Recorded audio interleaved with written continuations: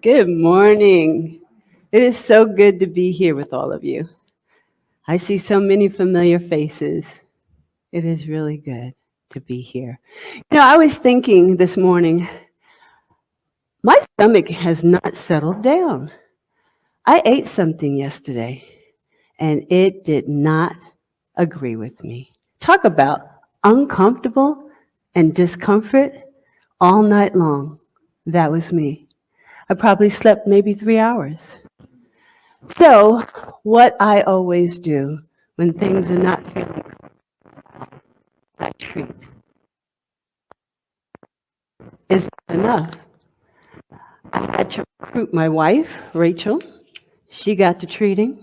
I had to recruit my mentor, Reverend Sally Kennard, and on my way here, she sent me a treatment. Still a little uncomfortable, but divine comfort is something that we are all familiar with. Yes? All right. I also was thinking about this morning about the season for nonviolence, which we are in, and it started January the 30th, and it ends April the 4th. Now, a couple of months ago, I started doing some research on that, and well, I hate to, for some reason or another, I thought that was those gentlemen's birthdays. Mahatma Gandhi and Reverend Dr. Martin Luther King Jr., but it's not. Actually, it's the dates of their assassination. And I should have known that. February 30th is not Martin Luther King's birthday. It's the 15th. And as I thought about that, and as I thought about what that season of nonviolence actually means, opportunity for all of us to come together and to commemorate the lives and the actions that they have put forth for their people as well as for the world. But they're bookended by two very violent acts. And that caused me discomfort, that realization. And February, as we know, is the month of Black History Month. And I started thinking about that as well. Why do we even have Black History Month? It's to commemorate the accomplishments and the achievements of African Americans in our country. But why do we need a History Month in the first place? It's the same thing with next month, which is March.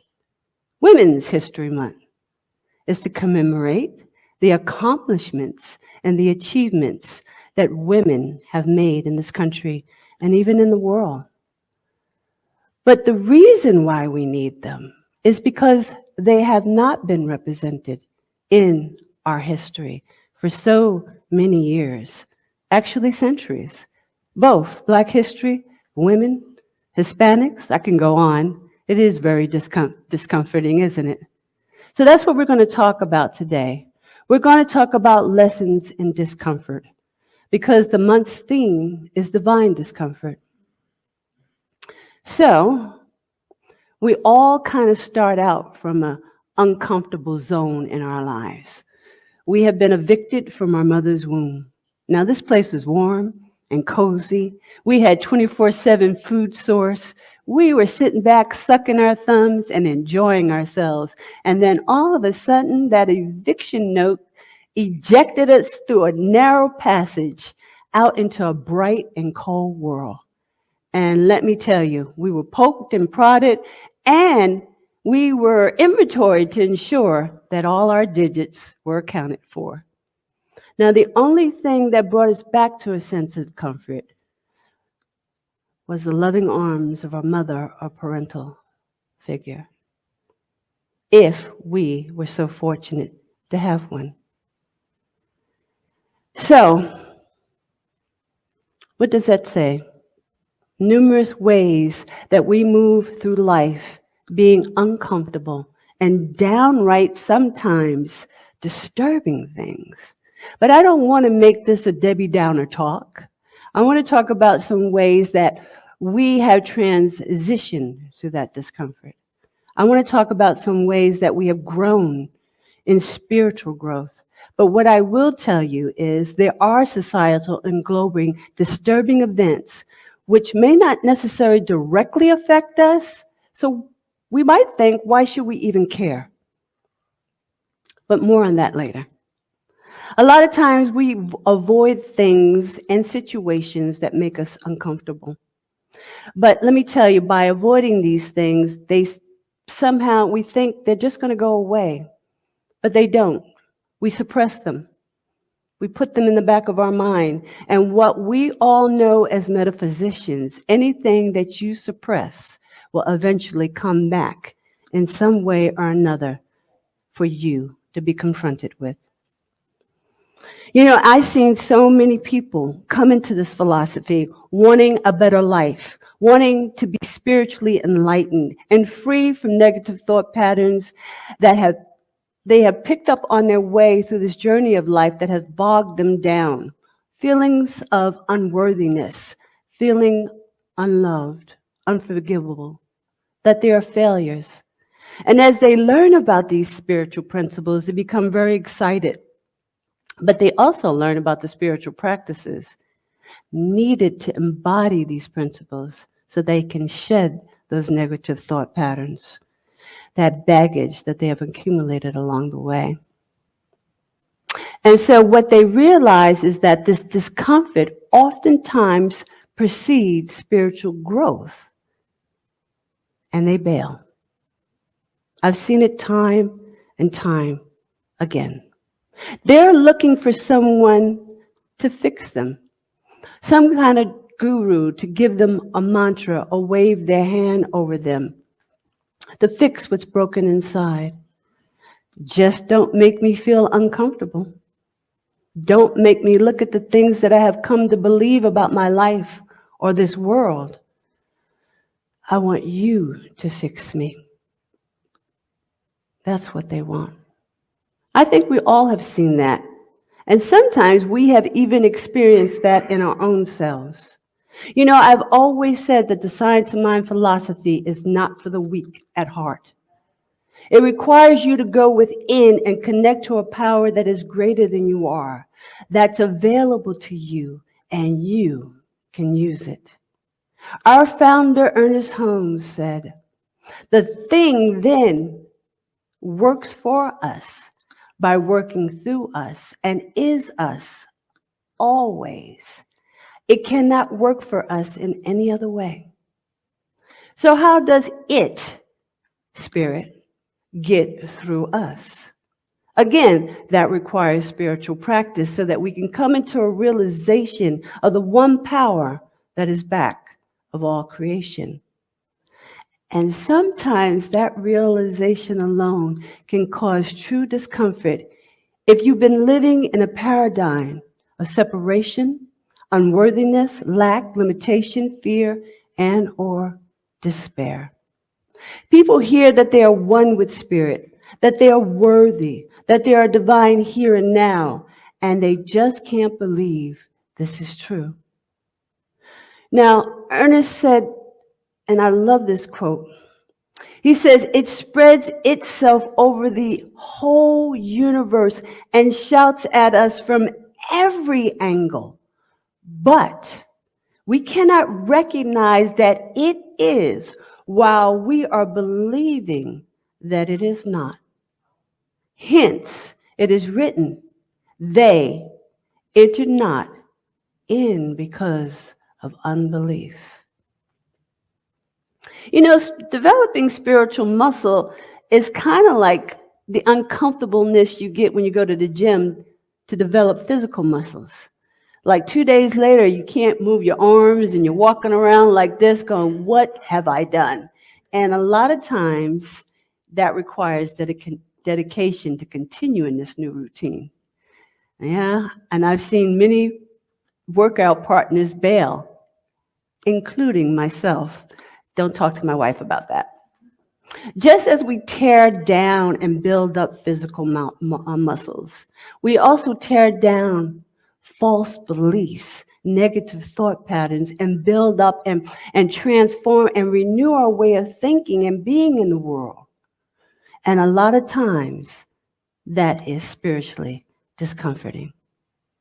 But far too many of us, we stopped at the spiritual stage of spirit in me.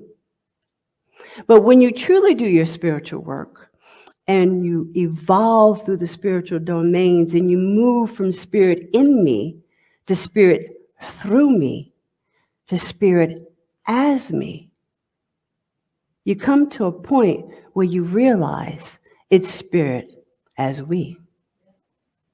And yes, there may be some divine discomfort along the way as we surrender to the realization that God is all that there is, and in and through all of humanity and all things. Listen, now I know that there's been a great deal of rugged individualization and these paradigms have been in our philosophy and has brought us to a point of believing that if we only just work on ourselves, that's all that matters. This philosophy is not about trying to change the world. There are those that believe that the Centers for Spiritual Living and the Science of Mind philosophy, its teaching should have nothing to do with changing the world, only changing ourselves. Yet I tell you, no one is an island unto themselves. No one. This paradigm is outdated and ineffective in creating a world that works for everyone. And if it was solely about our individual selves, we wouldn't need to gather in communities. We wouldn't need to break bread with one another. We wouldn't need to help one another or pray for one another or treat for one another. No, we wouldn't. Our parent organization, the Centers for Spiritual Living, they have a global vision statement, which is actually quite long. And many of our centers have adopted a small part of it. And there's a sentence of this global vision statement that reads, "We envision a world that works for everyone and for all creation." Now, this is a tall order. But what is a vision statement really? A vision statement is a declaration that describes what an organization hopes to achieve in the future. It is meant to motivate its members toward a shared purpose and provide a sense of direction. Now, from the book, The Essential Ernest Holmes, it reads, "We are like a wave, an upthrust wave. We look about seeing other waves, apparently disassociated from us. But underneath is one ocean, pushing all waves upward. There is one mover in every movement, one undulating passion for self-expression.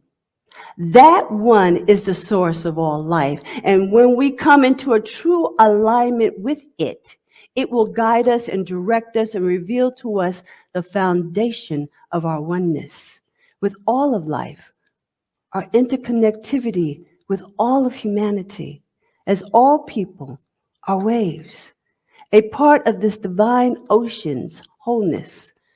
We are always in relationship with other people and with life itself.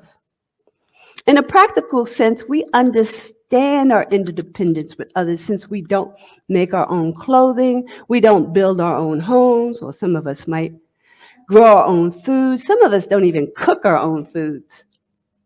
Yin does not exist alone, and nor does yang.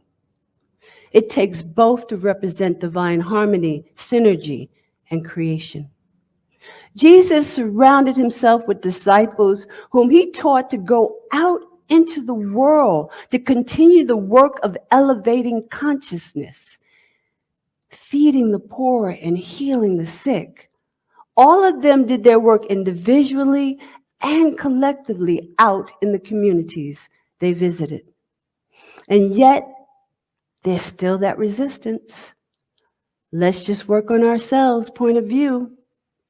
We must use these principles to raise the collective consciousness that's in our world. Otherwise, the world of effect and its separation and destructive paradigms will continue to play out. That's why the science of mind philosophy is so important, not just to us individually, but to all of humanity, because it's currently marked down and bogged down in gun violence and wars, climate change, and all sorts of other issues that I will not depress you with. Now, for all of us that have embraced this divine comfort of facing the shadows and negative thought patterns and consistently engage on a regular basis in the practices of meditation, affirmative prayer, visioning, and affirmations, they are the ones that break through.